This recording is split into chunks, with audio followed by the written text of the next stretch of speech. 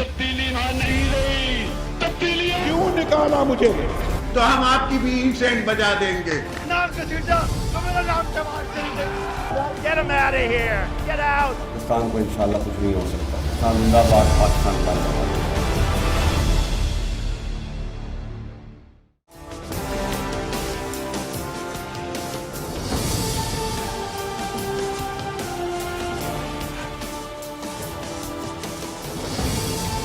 जी अस्सलाम वालेकुम।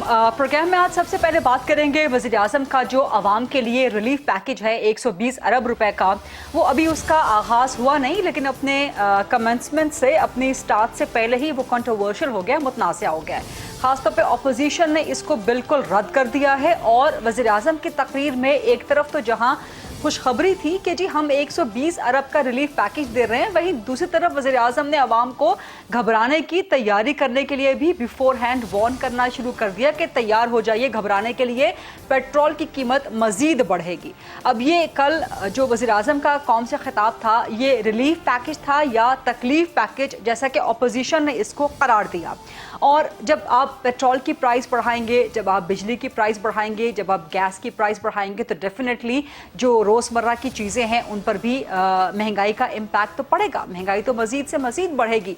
तो ये किस किस्म का रिलीफ पैकेज है, एक तो ये बुनियादी सवाल। लेकिन हुकूमत की तरफ से इस पैकेज को मुसलसल डिफेंड किया जा रहा है और कहा जा रहा है कि ये बड़ा ज़बरदस्त एक इकदाम है और इससे वो तबका जो है उसको आसानी मिलेगी, उसको कुछ ना कुछ रिलीफ मिलेगा कि जो बहुत ज़्यादा आलमी मंडी में कीमतों के बढ़ने की वजह से मुतासिर हुआ है। तो हकीकत है क्या? वज़ीर आज़म का 120 अरब का पैकेज रिलीफ है या तकलीफ है या इसके दरमियान में कुछ सिचुएशन है, ये आज प्रोग्राम में जानने की कोशिश करेंगे। और क्या इस किस्म के पैकेजेस अनाउंस करके वज़ीर आज़म इमरान खान अपनी जो मज़ीद 2 साल मुद्दत उनकी आइनी और जमहूरी रह गई है, क्या उसे सिक्योर कर सकते हैं? क्या इस किस्म के पैकेजेस से अवाम 2023 में जाके, और उससे पहले ज़हन में रखिए बल्दियाती इंतखाबात भी आने वाले हैं, तो क्या अवाम एक बार फिर वज़ीर आज़म इमरान खान पर एतमाद का इजहार करेंगे? यह सबसे बड़ा $1 मिलियन क्वेश्चन है।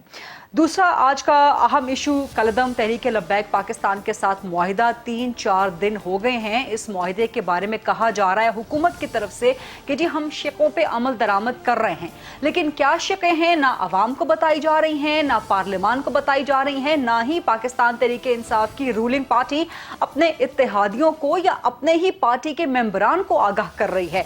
तो क्या खुदा न खास्ता इस तरह की खुफिया चीज़ें कुछ अरसे के बाद एक दफ़ा फिर बैकलैश तो नहीं करेंगी? चाहे पाकिस्तान तहरीक इंसाफ की गवर्नमेंट हो, चाहे किसी भी और पार्टी की गवर्नमेंट आ जाए, उसकी गारंटी, उसकी ज़मानत क्या है, इस पर बात करेंगे। और फिर नैब के कुछ इशूज़ हैं, कुछ मामलात हैं, उनके हवाले से नैब ऑर्डिनेंस, अभी अगले हफ्ते पार्लियामान का इजलास भी होने जा रहा है, सेपरेट भी, कौमी असम्बली और सेनेट के और जॉइंट सेशन भी होने जा रहा है। तो इंतखाबी इस्लाहात के लिए क्या हुकूमत का जो एक यक तरफा डिक्टेटिंग रवैया है वो मुनासिब है? और क्या अपोजिशन पार्लियामान में एक अच्छी अपोजिशन कर सकेगी, स्ट्रॉन्ग मुस्बत अपोजिशन कर सकेगी, जिस तरह वो बयानात पे या ट्वीट्स पे करते हैं?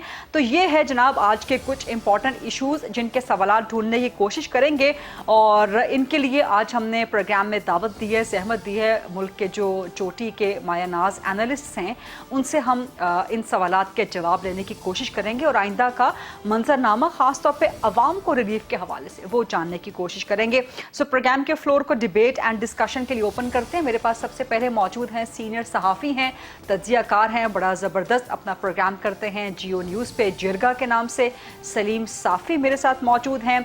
जनरल अमजद शुएब साहब सीनियर दिफाई तज्ज़ियाकार हैं, वो हमारे साथ मौजूद हैं। ख़ास तौर पे जो पॉलिटिकल इश्यूज़ हैं और अवाम से रिलेटेड जो इश्यूज़ हैं उन पे अपना बड़ा बिल्कुल दो टोक मौक़िफ़ रखते हैं। And last but not the least, none other than Farrukh Saleem साहब, सीनियर तज्ज़ियाकार हैं, माहिर मुआशियात और इक़्तिसादियात हैं, एक ज़माने में हुकूमत की मुआशी टीम का हिस्सा भी रहे हैं, लेकिन अपनी ही हुकूमत की मुआशी पॉलिसियों पर तनक़ीद की वजह से वहाँ से अलग भी कर दिए गए और आजकल हुकूमत को फिर भी आईना दिखा रहे होते हैं। तो फ़र्रुख सलीम साहब, सबसे पहले आपसे आगाज़ कर दिया जाए। आपने बड़ी एक ज़बरदस्त ट्वीट पोस्ट की है अभी जो वज़ीर आज़म का 120 अरब का रिलीफ पैकेज है, आपने वो एक दाल की पिक्चर पोस्ट की और उस पर फिर आपने जो है वो बड़ा ज़बरदस्त एक डेफिनेशन ब्रेकअप दिया है सारे का सारा कि जी कितना रिलीफ है, कितना मिलेगा, पहुंचेगा, अवाम की जेब में क्या कुछ जाएगा। सो प्रॉब्लम क्या है इस 120 अरब के रिलीफ पैकेज में से? एक तो ये एहसास प्रोग्राम के तहत दिया जा रहा है और शायद ये अगले महीने से स्टार्ट हो जाएगा, तो कम से कम इतना तो अप्रिशिएट करना चाहिए कि कहीं ना कहीं सब्सिडी मिल रही है। इसमें से आपको इस पे एतराज क्या है फरूख सलीम साहब? देखिए, जब भी किसी मुल्क का वजीर आज़म जो है वो कौम से खिताब करता है तो ढूंढने वाली 3 चीजें होती हैं। हम तलाश करते हैं कि उस खिताब में पैगाम क्या दिया जा रहा है। पैगाम के बाद देखा जाता है कि आपने मंसूबा क्या बना रखा है जी, और मकसद क्या था इस सारे खिताब का जी। तो मैं सुनता रहा बड़े गौर से और बड़ी कोशिश करता रहा कि उसमें लुब्बे लुबाब क्या पैगाम क्या आ रहा है। जो मेन पैगाम ये उसमें सुनाई दिया वो ये था कि वजीर आज़म साहब का कहना है कि कोरोना के बाद अमेरिका और बरतानिया तो तबाह हो गए और कोरोना के बाद पाकिस्तान जो है has come out as a winner और पाकिस्तान जो है वो कोरोना के बाद एक बड़ा ताकतवर और तवाना मुल्क बन के सामने आया। मकसद हमें बताया जा रहा था रिलीफ का है, रिलीफ का जिसमें आपने भी जिक्र किया। अब मंसूबा भी बड़ा जरूरी होता है क्योंकि आपको तीन चीजें चाहिए कोई भी चीज हासिल करने के लिए। सबसे पहले नीयत चाहिए होती है, फिर कोई मंसूबा चाहिए और फिर पैसा चाहिए। इन तीनों चीजों के बगैर जो है वो काम नहीं बनता। इन तीनों में वजीर आज़म इमरान खान के पास क्या चीज है?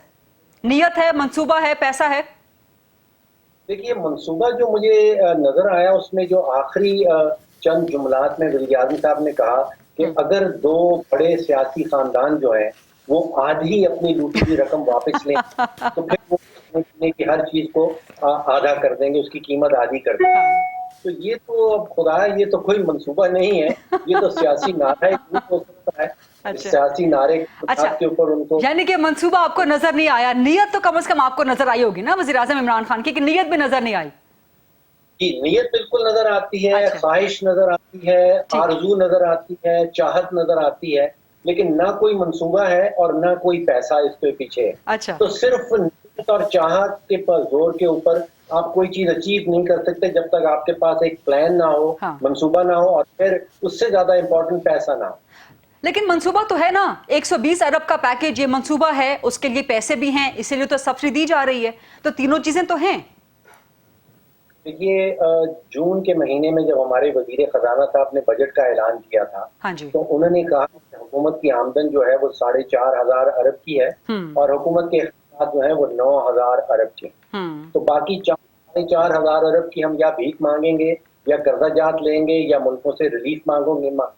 हम सब, जो हुकूमत सऊदी अरेबिया से रिलीफ मांग रही है, जो हुकूमत कतर से कर्जा ले रही है, जो हुकूमत चाइना से रिलीफ मांग रही है, वो अवाम को रिलीफ कैसे दे सकती है? ये 120 अरब का पूरे के पूरे बजट में कहीं जिक्र नहीं है। हुकूमत के पास पैसा नहीं है। अच्छा, अगर ये जान ले कि ये 120 अरब हमें कोई कर्जा दे देगा तो 120 अरब हमने बांटना है, जैसे वज़ीर आज़म साहब ने फरमाया, 13 करोड़ लोगों में। 6 महीने का ये रिलीफ है, तो 13 करोड़ लोगों का मतलब ये हुआ कि 923 रुपए फी कस एक आदमी को, एक खानदान के हर आदमी को मिलेगा, जिसका मतलब ये है कि माहाना तकरीबन 150 रुपया और रोजाना की बुनियाद पे ये 5 रुपए की सब्सिडी बनती है। अब गरीदा आज आप बाजार जाए तो आपको 15 रुपए का एक नान मिलता है, तो यहाँ पे आप 5 रुपए फी कस रोजाना की एक सब्सिडी मिलेगी। उससे आप क्या कमाल कर लेंगे, उससे आपकी क्या कुव्वत खरीद बढ़ जाएगी, उससे क्या हमारी गुर्बत में कमी आ जाएगी। अच्छा, हिसाब किताब के फरूख सलीम साहब बड़ी तेज हैं, बड़ी फटाफट उन्होंने बता दिया कि 5 रुपए की सब्सिडी फी कस मिलेगी रोजाना की बुनियाद पे। सलीम साफी साहब, इतनी बड़ी सब्सिडी हुकूमत दे रही है, 5 रुपए फी कस की रोजाना की सब्सिडी, आप तो डेफिनेटली इसको रिलीफ पैकेज को अप्रिशिएट करेंगे ना सलीम साफी साहब? हाँ, मैं ज़ाहिरी बात है, लेकिन मेरे बदकिस्मती ये है कि मैं शायद वो 5 रुपए की जो भीख है वो वसूल करने वालों में भी नहीं आऊँगा ना, तो मैं किस लिए उसको अप्रिशिएट करूं? मैं तो सिर्फ इस मामले में बड़ा नालायक हूं और सच्ची बात यह कि अपनी जेब का भी हिसाब किताब नहीं कर सकता, लेकिन मैं सिर्फ 2 अपने ज़ाती एक्सपीरियंसेस आपसे शेयर करता हूं और पूरी दयानतदारी के साथ। देखिए, आप और हम जैसे लोग, ये जब से ये टीवी चैनल्स आए हुए थे और उसकी वजह से अल्लाह ने कुछ करम कर दिया, हमारे जो है रिज़्क़ का वसीला भी बन गए, इज़्ज़त का ज़रिया भी बन गए, تو آپ یقین جانیے کہ پچھلے کئی سالوں میں یہ بجلی بل، بچوں کے ایجوکیشن کی فیس اور یہ چیزیں ہم ان سے تھوڑے سے بے پرواہ سے ہو گئے تھے. تو ایک عمران خان صاحب کی برکت سے پہلی مرتبہ ہم جیسے لوگوں کو بھی یہ یعنی مشکل ہو گیا ہے ہمارے لیے، وہ فیسز دینا، وہ گھر کے کرائے دینا، وہ باقی چیزیں دینا. پھر یہ کہ ظاہری بات ہے کہ تعلق تو ہمارا غریب خاندانوں سے ہیں، تو خود اپنے رشتہ داروں میں اور اس میں ہم ایسے لوگ دیکھ رہے ہیں کہ جن کا جینا جو ہے وہ بڑا مشکل ہے، اور بڑے سفید پوش لوگ جو ہے وہ بھیک مانگنے پہ اور ادھار مانگنے پہ اور اس پہ مجبور ہیں. تو میں تو ایک یہ چیز دیکھ رہا ہوں اور سمجھ رہا ہوں. دوسری ایک اور چیز میں دیکھ رہا ہوں، یہ پچھلے سال بھی میں نے کیا تھا کہ دیکھیں لوگ جو کچھ بھی کہیں لیکن چیک کیا جا سکتا ہے کہ میرا آج تک اپنا گھر نہیں ہے، ابھی ایک پلاٹ خریدا ہے اور اس پہ گھر بنانے کی کوشش کر رہا ہوں. دوسری طرف عمران خان صاحب کا کتنے کنال کا گھر ہے بنی گالہ والا؟ کتنے 100 کنال کا ہے؟ اچھا 300. پھر لاہور کا ہے، لاہور کا ہے، پھر وہ پرائم منسٹر ہیں، پھر وہ سب کچھ ہے. لیکن پچھلے سال بھی میں نے ان سے 4-5 گنا ٹیکس زیادہ دیا تھا، اور اس سال بھی میں نے ان سے کئی گنا ٹیکس زیادہ دیا ہے. اب اقتدار میں آنے سے پہلے انہوں نے ہمیں یہ کہا تھا کہ وہ اس ڈسپیرٹی کو ختم کریں گے. مثلا میں ایک مزدور ہوں، وہ ملک کے پرائم منسٹر ہے، میرا گھر نہیں ہے، وہ 300 کنال کے گھر میں رہتے ہیں. میری ذاتی گاڑی نہیں ہے، میری گاڑی میری آرگنائزیشن کی ہے، ان کے پاس گاڑیوں کی وہ ہے. لیکن مجھ جیسا غریب آدمی ملک کے پرائم منسٹر سے کئی گنا زیادہ ٹیکس دے رہا ہے. اب اس کے ہوتے ہوئے اس معیشت کا کیا حال ہوگا؟ اور یہ میں نے صرف اپنی مثال دے دی. لیکن سلیم صافی صاحب، وزیر اعظم عمران خان کے جتنے بھی اثاثے ہیں وہ سب ڈکلیئرڈ ہیں. سپریم کورٹ سے ماشاءاللہ صادق اور امین کا لقب اور خطاب جو ہے اور سرٹیفکیٹ جو ہے وہ حاصل کر چکے ہیں. 300 کنال کی ساری منی ٹریل وہ دے چکے ہیں. زمان پارک ان کی آبائی جائیداد ہے. نمل جس طرح سے بنائی وہ سب کے سامنے ہے. شوکت خانم ہاسپٹل جس طرح سے بنایا وہ سب کے سامنے. تو کوشچنیبل تو نہیں ہے نا پھر پرائم منسٹر کی اپنی ذات تو کوشچنیبل نہیں ہے. نہیں، میں دیکھیں ٹیکس کی ایک تو بات سمجھانا چاہ رہا ہوں کہ یہاں پہ یہ نہیں ہے. مثلا یہ جو انڈائریکٹ ٹیکسز ہے جی، وہ تو مزدور بھی دے رہا ہے، وہ تو ماچس خریدنے والا بھی دے رہا ہے، وہ تو نمک خریدنے والا بھی دے رہا ہے. ٹھیک ہے، اس ملک میں اصل یہ تھا کہ جس کی جتنی انکم ہے، جس کی جتنے اثاثے ہے، اس حساب سے اگر آپ ڈائریکٹ ٹیکسیشن بڑھاتے تو اس کے لیے تو عمران خان صاحب نے کچھ نہیں کیا. دوسرا، آپ نے جس کی طرف اشارہ کیا تو جس جج نے ان کو صادق اور امین ڈکلیئر کیا ہے وہ آج کل پاکستانی عوام کو خود منہ نہیں دکھا سکتا، اور اگر ان کا خود ٹرائل ہو جائے تو سوال یہ ہے کہ وہ خود صادق اور امین ڈکلیئر ہو سکے گا یا نہیں ہو سکے گا.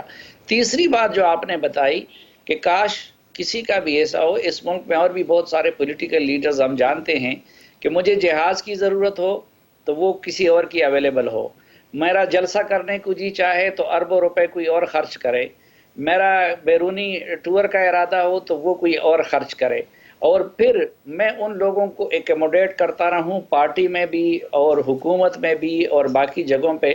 تو مجھے پھر اپنا اکاؤنٹ رکھنے کا اور اپنی جیب میں پیسے رکھنے کی کیا ضرورت ہے؟ کہ ماشاءاللہ دوست بہت زیادہ ہیں نا، ماشاءاللہ چاہنے والے اتنے لاکھوں کروڑوں کی تعداد میں ہیں، دوست اتنے زیادہ ہیں، تو اس میں پریشانی کی بات کیا ہے پھر؟ جنرل صاحب ہنس رہے ہیں اس بات پہ. سلیم صافی صاحب نہیں، دیکھیں ایک تو دوست اللہ نے مجھ پہ بھی بڑا کرم کیا ہے دوستوں کے لحاظ سے. آپ کوئی جہازوں والے دوست بنا لیں نا سلیم صافی صاحب، وزیر اعظم کے اگر دوست. لیکن میرے پاس وہ نہیں ہے نا پھر کہ میں ان کو پھر جا کے وزارت دے سکوں، میں ان کو پھر ذوالفقار بخاری کی طرح ڈپٹی پرائم منسٹر بنا سکوں، میں پھر علیم خان کی طرح ان کے جو ہے کیسوں سے جان چھڑا سکوں، میں پھر ان لوگوں کے لیے چیئرمین نیب کو بلیک میل کر سکوں. تو میرے ساتھ تو یہ نہیں ہے. ورنہ دوست تو اللہ نے مجھ پہ بھی کرم کیا. وہ تو دوستیاں نہیں نبھاتے. میرے تو شکر الحمدللہ جو بچپن کے دوستیاں ہیں آج تک وہ قائم ہیں. وہ تو دوستوں سے پھر جلدی جان بھی چھڑا لیتے ہیں نا. اچھا سلیم صافی صاحب، آپ آج بڑا جو ہے نا نہیں دے سکتا جو خان صاحب دے سکتے ہیں نا، کہ کیسز بھی ان کے ختم کرواؤں، ان کو پہلے शुगर जो है बरामद करने के लिए सब्सिडी दूं और फिर दरामद करने के लिए उनको पैसे दूं, ये इख्तियार मेरे पास किधर है? आपकी वैसे ही बहुत ज्यादा मोहब्बत है साफी साहब वज़ीर आज़म इमरान खान साहब से। जनाब शोएब साहब आपकी तरफ आती हूँ, बड़ी देर से आप खामोश बैठे सुन रहे हैं, आपने साफी साहब की बात भी सुन ली, फरूख सलीम साहब की बात भी सुन ली। जो वज़ीर आज़म ने एक कोशिश की है अवाम को रिलीफ देने के लिए, आप क्या समझते हैं कि वज़ीर आज़म इमरान खान साहब ने अपनी सियासी बका के लिए या अगले 2 साल तक की जो उनकी टर्म बरकरार है उसके लिए कोई अच्छा फैसला किया है, या आप समझते हैं कि अवाम के पॉइंट ऑफ व्यू से ये मायूस कुन है? जौन सा बिस्मिल्लाहिर्रहमानिर्रहीम। देखिए जी, वजीर आजम का नाम आए और हमारा भाई साफी लीथल ना हो, ये हो नहीं सकता। तो मैं एंजॉय कर रहा था, इसलिए मुस्कुरा रहा था कि लिथैलिटी आज पूरे जोबन पे है। लेकिन हकीकत ये है कि इस रिलीफ पैकेज की तो असल कहानी जो उसके अंदर मौजूद है वो तो हमारे डॉक्टर फरूख सलीम ने बता ही दी है। इसमें शायद उन्होंने इनबिल्ट नहीं किया कि इस प्रोसेस में जब किसी को 5-5 रुपए रोज के हिस्से आएंगे तो साथ साथ महंगाई का इफेक्ट क्या आता जाएगा। हो सकता है कि वो 5 रुपए भी निगेट हो जाएं और अल्टीमेटली हम -5 में ही जाएं, क्योंकि ये तो बहुत ही एक डाइसी सा किस्सा है जो कि मफरूजों पे, मेरा ख्याल है मफरूजों पे रखा गया है। हकीकत यह है कि हुकूमत के पास पैसे नहीं है, मैं बड़ा वाज़ेह बात करूं, और ये कुछ सूबों पे रखा गया कि कुछ वो करें कुछ हम कर देंगे। सूबे क्यों करेंगे? और सूबे अगर करेंगे तो आपकी प्लान के हिस्से के तौर पे नहीं करेंगे, वो अपने तौर पे अगर कुछ कर सके तो करेंगे अपनी पॉलिटिकल गेन्स के लिए। फिर जो आपने साइमल्टेनियसली पेट्रोल डीजल की कीमतें बढ़ाने का भी उसी में तस्करा किया, तो उसी से इशारा मिलता है कि वो आपकी महंगाई बढ़ेगी जिसका अभी इसमें इनबिल्ट नहीं किया हुआ, जिसका अंदाजा नहीं है कि वो कितनी बढ़ेगी। ये आज की बात पे आप रिलीफ की बात कर रहे हैं, जबकि जो कल आप जब ये पेट्रोल और डीजल की कीमतें बढ़ा देंगे तो उसके बाद ये चीज क्या नजर आएगी, 120 बिलियन जिसका आप जिक्र कर रहे हैं जो है भी नहीं। बिल्कुल। तो फिर तो अवाम जो है वो फिर रोना रोते रहेंगे, तो 5 रुपए भी आपके हिस्से ना आए। तो बात यह है कि मेरा ख्याल है हमें अवाम को हकाइक से कम ये हो कि उनको झूठी उम्मीद ना लग जाए, उनको बड़ा हकाइक और सच्चाई के साथ सामने चीजें रख के बतानी चाहिए। ये बात ठीक है कि एक तरफ पूरी दुनिया में, मैं आज भारत के भी वो सुन रहा था खबरें वगैरह, लोग रो रहे थे वहां भी, बिल्कुल गुर्बत वहां भी बेतहाशा है, उनके करोड़ों लोग गुर्बत में घिरे पड़े हैं। उसके साथ साथ ये है कि हमारा दुख कुछ थोड़ा मुख्तलिफ, हमने ये भी नहीं किया कि बचत के रास्ते अपने कुछ निकाल लें। हम तो सीधा कर्जा लेने चले गए IMF के पास, इसलिए कि आसान तरीन रास्ता वो था, वरना तो आपको मनसूबाबंदी करनी पड़ती है ना, प्लानिंग करनी पड़ती है कि मैं खर्चात कैसे बचाऊं, फॉरेन एक्सचेंज कैसे बचाया जाए। उसमें बहुत सारे लोग हमें बता रहे हैं कि आप 1-8 साल कारें ना इंपोर्ट करते, नए टेलीफोन ना इंपोर्ट करते, कई ऐसी चीजें जो मतलब नजर आता है, आपकी आंख बताती है कि ये हो सकता था, लेकिन किसी ने इधर तवज्जो नहीं दी या प्लानिंग की नहीं, क्योंकि सर ये तो हर 6 महीने बाद की कहानी है। जब भी वजीर खजाना तब्दील होता है तब समझ आती है कि ओ हो हम तो पीछे बहुत गलतियां करते रहे। तो पिछले 3 साल से तो यही चल रहा है मुस्तकिल। लेकिन आप समझ आप देखें कि आपके जो अदारे नुकसान में खसारे में जा रहे हैं जी, अगर कोई मेहनत करता, इनके लिए प्लानिंग करता और ये खसारे के बजाय प्रॉफिट में आ जाते तो क्या हुकूमत को वहां से बजट सपोर्ट में मिलती? जनरल साहब आप समझते हैं कि इमरान खान साहब का ये जो रिलीफ पैकेज है 120 अरब का, ये झूठा है या ये मतलब नाकाम पैकेज आप ये समझते हैं? और ये मेरा ख्याल है कि ये आप यूं कह लीजिए कि ये जिससे भी पूरी तरह होमवर्क करके बात नहीं की गई। ये सिर्फ एक एस्पेक्ट आपको दिखाया गया है, जबकि उसकी महंगाई और दूसरी चीजें जब साथ उस सरसे में मिल जाएंगी तो ये इतना भी लोगों के हिस्से नहीं आएगा और रोना धोना में जारी रहेगा। यानी कि एक नाकाम पैकेज है ना, यानी कि एक नाकाम पैकेज। तो आप समझते हैं कि वज़ीर आज़म इमरान खान सरवाइव कर सकते हैं इस सारी स्ट्रेटजी के साथ अगले 2 साल तक? देखिए सरवाइव कर जाएंगे। उसकी एक वजह ये भी है कि इवन ऑपोजिशन के पास भी इसका कोई हल नहीं है।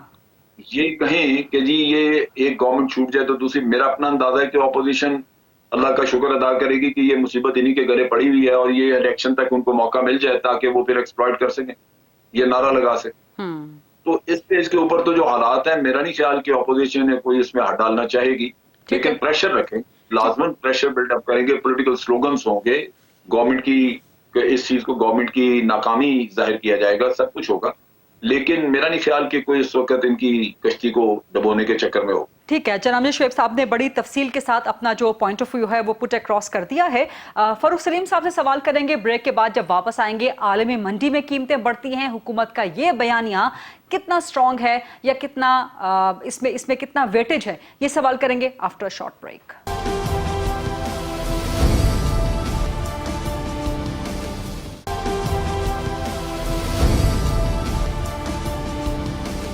जी welcome back after the break. Doctor Farrukh Saleem साहब, आपसे वंस अगेन इसी टॉपिक के हवाले से डिस्कशन, मईशत, महंगाई, चीज़ों के हवाले से। हुकूमत का बयानिया है कि जी आलमी मंडी में कीमतें बढ़ रही हैं। वो कहते हैं घी की प्राइसेस इसलिए बढ़ी हैं क्योंकि आपके पास ऑयल जो आप बाहर से एडिबल ऑयल लेते हैं उसकी कीमतें बढ़ी हैं, दालें आप इंपोर्ट करते हैं उनकी कीमतें बढ़ गई है, LNG आप इंपोर्ट करते हैं, ऑयल जो इस वक्त आलमी मंडी में कीमतें हैं वो सब आपके सामने हैं। तो गवर्नमेंट का जो ये बयानिया है, गवर्नमेंट का जो ये रीजनिंग है, ये कितनी स्ट्रॉन्ग है, कितनी बायबल है आपके लिए? देखिए, महंगाई की शरह नापने के 3 पैमाने इस्तेमाल किए जाते हैं दुनिया भर में। पहला पैमाना ये देखा जाता है कि बाकी दुनिया के ममालिक में महंगाई की शरह क्या है और पाकिस्तान में क्या है।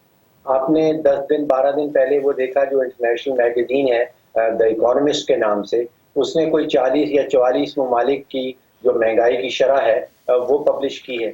उसमें पाकिस्तान चौथे नंबर पे आ रहा है उन 40-45 ममालिक में। तुर्की हमारे ऊपर है, ब्राजील हमसे ऊपर है और अर्जेंटीना, 3 ममालिक हैं जो हमसे ऊपर हैं। हम उसमें चौथे नंबर पे आ रहे हैं। फिर दूसरा पैमाना इस्तेमाल किया जाता है कि जिस खित्ते में हम रह रहे हैं उस खित्ते में क्या हाल है। उस खित्ते में यह हाल है कि पाकिस्तान की जो शरह है महंगाई की तकरीबन 9%, वो बाकी सारे ममालिक से तकरीबन 2 गुना ज्यादा है। इस खित्ते में जो सबसे कम महंगाई की शरह है सर ये तो प्राइम मिनिस्टर ने कहा है कल के 9%। जो स्टैटिस्टिक्स ब्यूरो के स्टैट्स हैं वो कहते हैं कि 15% है महंगाई की शरह। वो फूड की महंगाई है और एक जनरल महंगाई है, 2 अलग बातें। आप 9% गिन लें अगर पाकिस्तान में महंगाई है, जो वज़ीर आज़म साहब कहते हैं, तो इस खित्ते में जो मुल्क मालदीव्स है उसमें 1% है, हमारे यहाँ आपने कहा 9% है, नेपाल में 4 है, इंडिया में 4.6 है, श्रीलंका में 4.6 है, बांग्लादेश में 5.4 है। तो हमसे आधी है इस खित्ते में। तीसरा पैमाना जो है, जो उससे भी दोनों से ज्यादा इम्पोर्टेंट है, वो ये होता है कि पाकिस्तान की अपनी तारीख जो रही है महंगाई के हवाले से, उसमें आजकल का जो दौरानिया है उसका क्या हाल है। अब देखिए कि जो आटा 35 रुपए किलो 3 साल पहले बिक रहा था, अब वो 75 रुपए किलो पे है, यानी कि तकरीबन 100% इजाफा है। पाकिस्तान की 74 साल माशी तारीख में आपको 3 साल का कोई भी दौरानिया ऐसा नहीं मिलेगा जिसमें आटे की कीमत जो है वो 100% बढ़ गई। इसी तरह चीनी जो 55 रुपए किलो थी 3 साल पहले, अब आज मुझे बताया जा रहा है कि कराची की होलसेल मार्केट में वो 150 रुपए तक चली गई। अब आपको 72 साल माशी तारीख में कोई भी 3 साल का दौरानिया ऐसा नहीं मिलेगा जिसमें चीनी की कीमत जो है वो 100% बढ़ गई हो। इसी तरह बिजली, अगर आप अपने स्टूडियो का बिल देख लीजिए, अपने घर का बिल देख लीजिए, जो 10 से 11 रुपए का यूनिट था आज से 3 साल पहले, अब वो 22 या 23 रुपए का है। तो आपको पाकिस्तान की पूरी तारीख में कोई 3 साल का दौरानिया ऐसा नहीं मिलेगा जिसमें बिजली की कीमत 100% बढ़ गई हो। फिर तो 2 धारी तलवार चली है। मैं पाकिस्तान की औसतन आमदन का ग्राफ देख रहा था और 1960 से लेके सन 2018 तक आपकी और मेरी इनकम जो है वो मुसलसल बढ़ती रही है। तो शायद ये वजह, उस दौरान जो महंगाई आई थी हम उसको बर्दाश्त कर लेते थे। अब 2018 से लेके आज तक हमारी आमदन मुसलसल गिर रही है। तो आमदन मुसलसल गिर रही है और महंगाई मुसलसल बढ़ रही है, तो ये वो 2 धारी तलवार है जो हमारे पे चल गई। ठीक, थोड़ा सा आगे बढ़ते हैं। TLP के मामले को जरा मैं डिस्कस करना चाहती हूँ सलीम साफी साहब, खासतौर पे आपसे और जनाब शुएब साहब से। उसके अलावा नैब का भी जिक्र करेंगे, फरूख सलीम साहब से उस पर भी जो है ना कुछ कमेंट्स हासिल करेंगे, एनालिसिस वगैरह। लेकिन सलीम साफी साहब, ये चल क्या रहा है गवर्नमेंट के और कलदम TLP के दरमियान? एक तो TLP के साथ कलदम का लफ्ज़ हटा दिया जाए, वो समरी वज़ीर आला पंजाब को चली गई है। फिर साद रिजवी की रिहाई के बारे में दरख्वास्त जो थी वो उन्हीं के ही रिश्तेदारों की तरफ से वापस ले ली गई है, यानी कहीं ना कहीं लगता है अपेरेंटली कि सेटलमेंट हुई है बिटवीन द गवर्नमेंट एंड कलदम TLP के साथ रिजवी को रिहा कर दिया जाएगा, इसलिए लाहौर हाई कोर्ट से दरखास्त वापस ले ली गई है ताकि कम अज कम जो अदालत का मामला है वो तो वहीं पर निमट जाए। ये चल क्या रहा है बिटवीन गवर्नमेंट एंड कलदम TLP और इसके असरात क्या होंगे सलीम साफी साहब? फरीदा, मैं एक तो सोच रहा हूँ कि ये मुनासिब होगा कि हम इसके लिए गवर्नमेंट और TLP की डील का लफ्ज़ इस्तेमाल करें, क्योंकि अगर गवर्नमेंट है, अगरचे मैं तो पिछले इलेक्शन को क्रेडिबल नहीं मानता और लेजिटिमेट नहीं मानता, लेकिन खैर वो मेरी ज़ाती राय है, तो प्राइम मिनिस्टर ने तो एक रोज़ पहले ये कहा था कि कोई कंप्रोमाइज़ नहीं होगा रेट ऑफ दी स्टेट पे, और जो उनके तर्जुमान हैं वो भी यही लैंग्वेज कह रहे थे। और फिर वज़ीरों ने, वज़ीर दाखिला ने और इमरान खान के तर्जुमान वज़ीर ने हमें बताया कि ये पुरतशद्दुद तंजीम है, ये इंडिया से इसको सपोर्ट मिलती है और ये होता है वो होता है। अच्छा, दूसरे दिन फिर उनके साथ गवर्नमेंट, तो ये लोग भी है ना, कंसर्न मिनिस्टर ही गवर्नमेंट होते हैं, तो इसमें कंसर्न मिनिस्टर शेख रशीद साहब थे, वो इस प्रोसेस में दूसरे फरीक के कहने पे निकाल दिए गए। हुकूमत के तर्जुमान की हैसियत से फवाद चौधरी थे, उनको निकाल दिया गया था। तीसरे रेलेवेंट मिनिस्टर जो थे वो नूरुल हक कादरी साहब थे, रिलीजियस अफेयर्स के, वो इस प्रोसेस से बाहर थे। फिर एक और जो मजहबी हम आहंगी के लिए मुआविन खसूसी बनाए गए हैं ताहिर अशरफी, उनको निकाल दिया गया था। एक चूँकि लॉ से रिलेटेड चीज़ें भी हैं तो लॉ मिनिस्टर कंसर्न हो सकता है, वो इस पूरे प्रोसेस में नहीं था।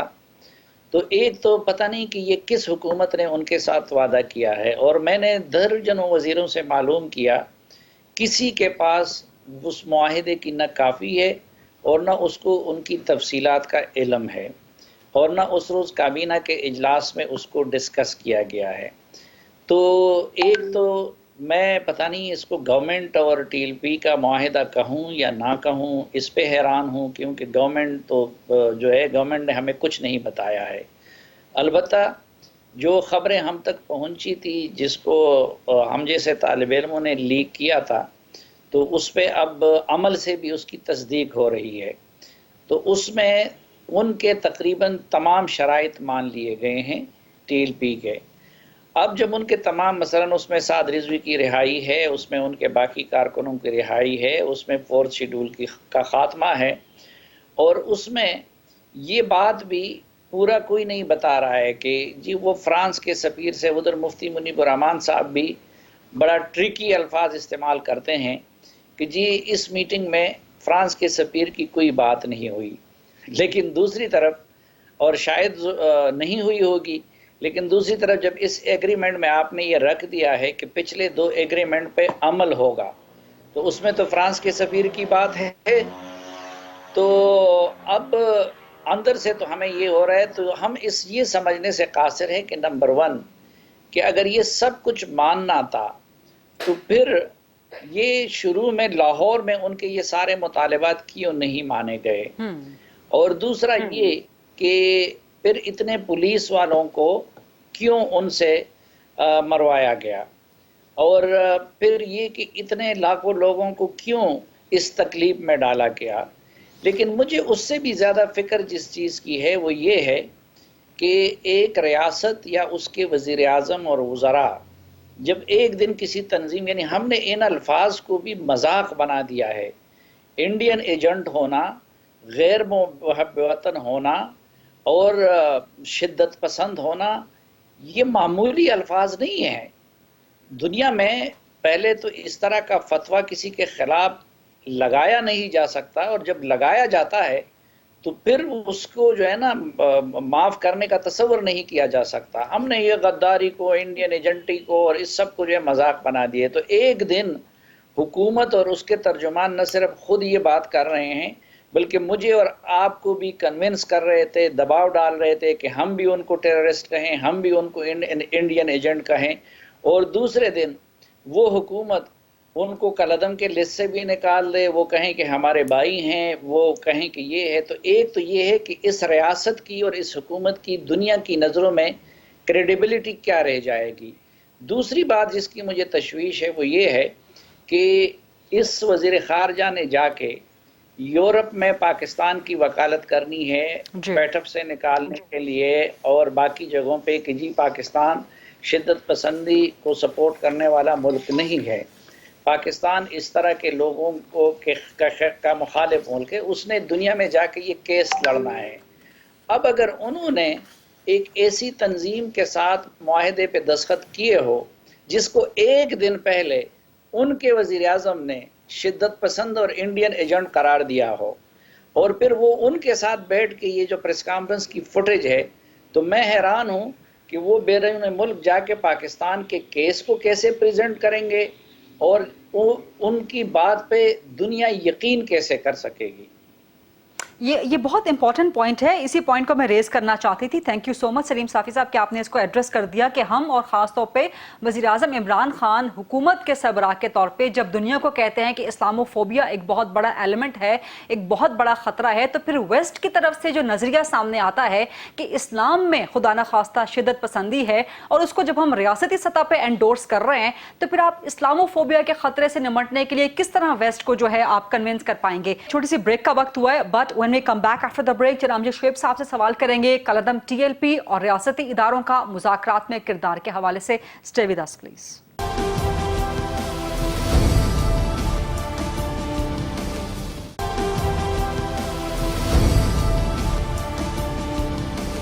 جی welcome back after the break. جناب امجد شعیب صاحب، ریاست کے ریٹ جس طرح سے بحال کرنے کے دعوے کیے گئے اور بڑی طاقت کے ساتھ، بڑی کنونسنگ فورس کے ساتھ، بٹ اس کے بعد جس طرح ریاست نے سرنڈر کر دیا، اور خاص طور پہ اس میں ریاستی اداروں کا جو کردار، ایک بڑی اہم ترین اور بڑی ایک مشہور جو ملاقات ہوئی جس کے بعد یہ معاملات سنبھلے، تو آپ کیا سمجھتے ہیں کہ ریاستی اداروں نے اس میں مثبت کردار ادا کیا ہے یا آئندہ کے لیے ایک بڑی پریشانی اس میں کھڑی ہو سکتی ہے جس کے بعد مزید سوالیہ نشان ریاستی اداروں کے کردار پر بھی اٹھ سکتے ہیں؟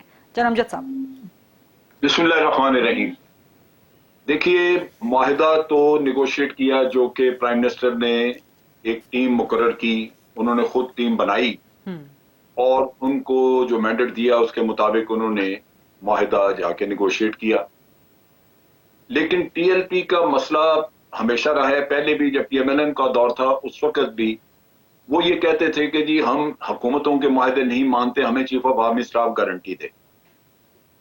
یہ ایشو اس وقت بھی اٹھا اور فیض حمید کو ان کو ٹالنا پڑا کہ جی ابھی میں دستخط کر دیتا ہوں، بعد میں چیف آف آرمی اسٹاف سے کروا دوں گا، یہ کہہ کے ان کو چلایا۔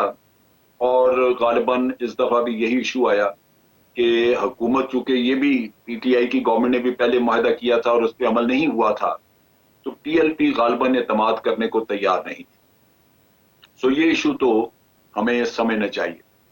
اب جہاں تک لیکن جناب صاحب، سوری انٹرپٹ کرنے کے لیے، لیکن کیا ایک کالعدم شدت پسند تنظیم کے اس قسم کے مطالبے پہ ریاستی اداروں کو ان کی بات ماننی چاہیے؟ کیا انٹروین کرنا چاہیے؟ یہ تو پہلے طے کرنا چاہیے تھا جب آپ ایگریمنٹ کے لیے مذاکرات آپ نے شروع کر دیے، تو اب تو وہ بات ختم ہو گئی نا۔ آپ نے مذاکرات اسی لیے شروع کیے کہ آپ کسی نہ کسی نتیجے پہ آپ ان کے ساتھ معاملہ فہمی کریں گے۔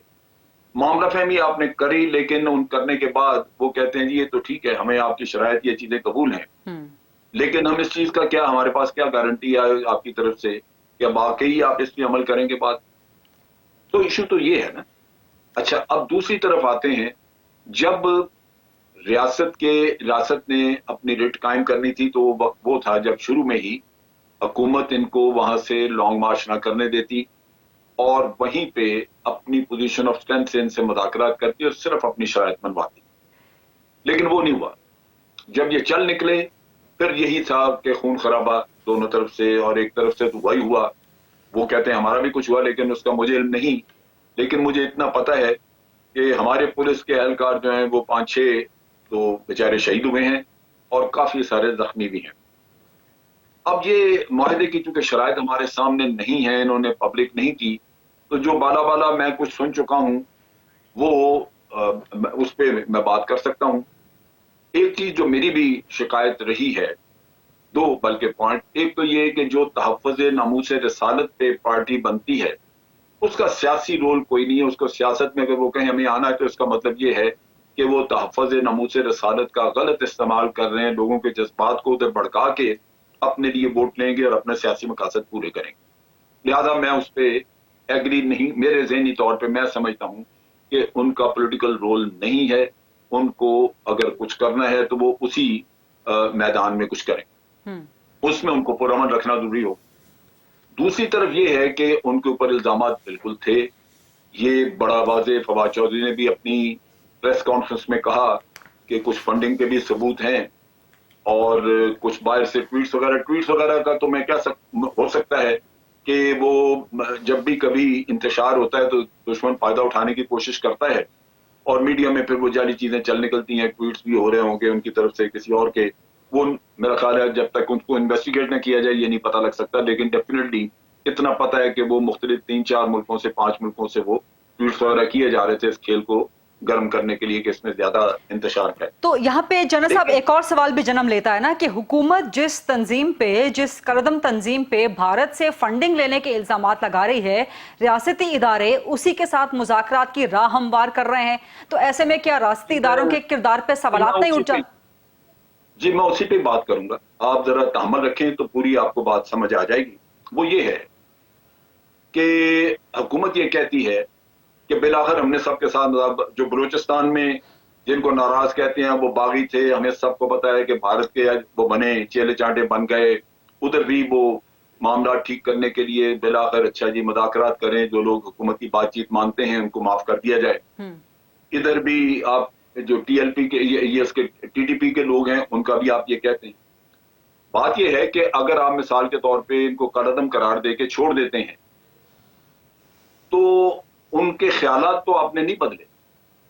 अब अगर उसके बाद वो लोग जाके टीटीपी में शामिल हो जाएं या किसी और ग्रोह में शामिल हो जाएं अपने मकासद के लिए और दहशतगर्दी करते रहें, तो आप बताइए कि आपने कमाया क्या और खाया क्या? इस चीज को ये मैं अपनी तरफ से नहीं कह रहा, ये दूसरी तरफ से आर्गुमेंट है कि बाद में फिर उनको ढूंढते फिरेंगे और बात करेंगे।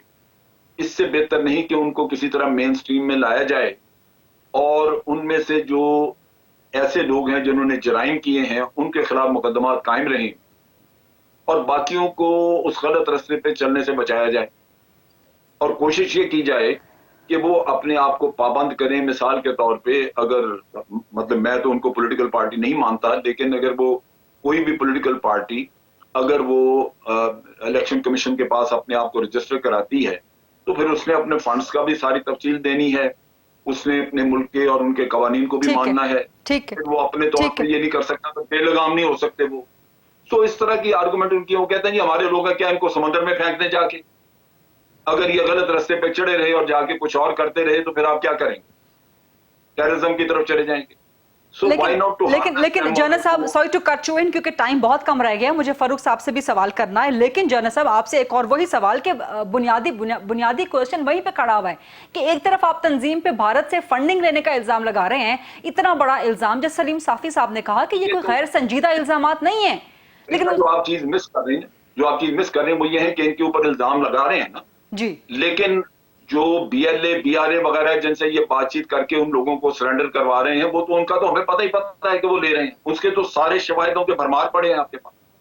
लेकिन यही है कि वो चूंकि अल्टीमेटली हैं बलोचिस्तान के लोग, उनको आप किधर फेंकेंगे? आप यही करेंगे कि उनके जो सरदार जो लीडर हैं उनको, या जिनकी वजह से ये किस्सा हुआ, उनको शायद आप माफ ना करें, उनके लिए कोई आप रखें अपना मुकदमात वगैरह, लेकिन बाकी दुनिया जो गलत है, जो गलत रास्ते पे चल निकली है उनके बरगलाने से या किसी और से। सर ये बड़ी इंटरेस्टिंग डिबेट है और बहुत जबरदस्त डिबेट आगे चल सकती है। आई विश कि मेरे पास टाइम ज्यादा होता तो इसी नुक्ते से डिबेट आगे बढ़ाते, खासतौर पे आपके और सलीम साफी के साथ, बट चूंकि टाइम कम है तो फरूक सलीम साहब से मुझे नैब की रिकवरीज के हवाले से, फरूक सलीम साहब जो ये इंकिशाफ हुआ है कि नैब ने रिकवरीज की हैं 821 की और सिर्फ कौमी खजाने में 6.5 अरब। अब नैब कहता है कि जितना पब्लिक पैसा है उसमें से एक आना भी, 1 रुपया भी हम अपने पास नहीं रखते, तो बाकी जो 812-814 अरब रुपए हैं वो कहाँ जा सकते हैं, कहाँ गए फरूक सलीम साहब? دیکھیے میں سمجھتا ہوں کہ نیب کی جو کارکردگی رہی ہے وہ ریئلی ایک احتساب کرنے کا ادارہ نہیں رہا. وہ سیاسی مقاصد کے لیے بنایا گیا تھا. جو سیاسی مخالفین ہوتے ہیں حکمران کے ان کو سیدھی لائن پہ چلانے کے لیے یا ان کو ڈرانے دھمکانے کے لیے بنایا گیا تھا. اس میں اس کو کافی حد تک کامیابی ہوئی ہے. آپ نے بتایا کہ 821 ارب انہوں نے شاید کلیم کیا کہ ہم نے ریکور کیا ہے. 814 ارب غائب ہے. 6 یا 6.5 ارب جو ہے وہ منسٹری آف فائنینس کہہ رہی ہے کہ ہمارے پاس جمع ہوا. اور اس میں بھی آپ دیکھیے کہ پی ٹی آئی کی حکومت کے دوران تقریباً 1.4 ارب جمع ہوا ہے اور پی ایم ایل این کی حکومت کے دوران 3.9 ارب جمع ہوا ہے. تو بہت بڑی اماؤنٹ جو ہے وہ 3.9 کی وہ پی ایم ایل این کے دوران جمع ہوئی تھی. دیکھیے کوئی بھی ملک جو ہے وہ ایک آزاد اور خود مختار احتسابی ایجنسی کے بغیر نہیں چل سکتا ہے. یہاں پہ ہمارے پاس نہ تو کوئی فورینزک ایکسپرٹس کام کر رہے ہیں, یہاں پہ نہ کوئی اکاؤنٹنگ ایکسپرٹس کام کر رہے ہیں, نہ کوئی وائٹ کالر کرائم کے اسپیشلسٹ کام کر رہے ہیں. اس کا سیاسی مقصد تھا, اس میں یہ کامیاب رہا ہے اور بہت ساری حکومتوں کے ہاتھوں میں یہ ہتھیار ٹول استعمال کیا گیا ہے سیاسی مخالفین کے خلاف. ہمیں ادارہ چاہیے جو خود مختار فاروق صاحب وہ پیسے کہاں جا سکتے ہیں, کچھ اندازہ ہو سکتا ہے کیونکہ وہ عوام کا پیسہ نا, پبلک منی ہے وہ. میرا ذاتی خیال اگر آپ پوچھیں تو میرا خیال ہے کہ یہ پیسہ ایکچولی اکٹھا کیا ہی نہیں گیا تھا. یہ لمبے کلیم کیے گئے تھے کہ ہم نے اتنا پیسہ ریکور کر لیا. بہت سارا ذکر کرنا چاہوں. فاروق سلیم صاحب آپ کی بات مکمل ہوگی, میں جنرل صاحب کی طرف جا سکتی ہوں. جنرل صاحب کوئکلی, ٹائم بالکل ختم ہو چکا ہے. جی جنرل صاحب. دیکھیں فریدہ ہے, انہوں نے یہ کیا ہے کہ اکثر لوگوں سے پلی بارگین کی ہے. پلی بارگین میں وہ ایک چیک آپ کو دیتے ہیں غالباً 1/5 اماؤنٹ کا. اس کے بعد باقی کی انہوں نے پرومس کیا ہوتا ہے کہ جناب ہم یہ فلاں سال میں اتنا دے دیں گے, اتنا وہ 4-6 قسطیں, یہ سارا اس کو ریکوری میں ڈال دیتے ہیں, جبکہ پہلے چیک کے بعد اکثر لوگ دوسرا دیتے ہی نہیں. ٹھیک.